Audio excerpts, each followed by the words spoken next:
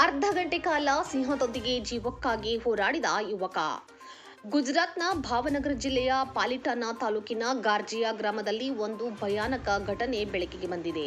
ಕಲುಭಾಯ್ ಭೋಗಾಯ್ ಗಮಾರ್ ಎಂಬ ಸ್ಥಳೀಯ ದನಗಾಹಿ ಮೇಲೆ ಏಷ್ಯಾಟಿಕ್ ಸಿಂಹಿಣಿ ಇದ್ದಕ್ಕಿದ್ದಂತೆ ದಾಳಿ ಮಾಡಿತು. ಸುಮಾರು ಅರ್ಧ ಗಂಟೆ ಕಾಲ ಸಿಂಹದೊಂದಿಗೆ ಜೀವಕ್ಕಾಗಿ ಹೋರಾಡಬೇಕಾಯಿತು. ಕೊನೆಗೆ ಗ್ರಾಮಸ್ಥರು ಅದನ್ನು ಗಮನಿಸಿ ಜೋರಾಗಿ ಕೂಗುತ್ತಾ ಸಿಂಹದ ಮೇಲೆ ಕಲ್ಲು ಎಸೆಯಲು ಪ್ರಾರಂಭಿಸಿದರು.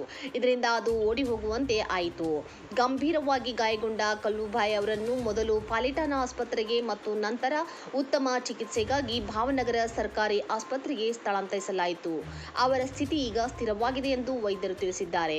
ಮಾಹಿತಿ ಪಡೆದ ಅರಣ್ಯ ಇಲಾಖೆ ಅಧಿಕಾರಿಗಳು ಸ್ಥಳಕ್ಕೆ ತಲುಪಿ ಕಾಡು ಪ್ರಾಣಿಯನ್ನು ಸುರಕ್ಷಿತವಾಗಿ ಸೆರೆಹಿಡಿಯಲು ರಕ್ಷಣಾ ಕಾರ್ಯಾಚರಣೆಯನ್ನು ಪ್ರಾರಂಭಿಸಿದರು.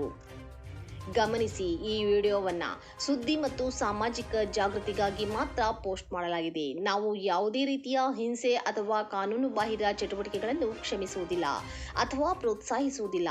ಸರಿಯಾದ ಮಾಹಿತಿಯನ್ನು ಒದಗಿಸುವುದು ಮತ್ತು ಜನರನ್ನು ಎಚ್ಚರಿಸುವುದು ನಮ್ಮ ಏಕೈಕ ಉದ್ದೇಶವಾಗಿದೆ.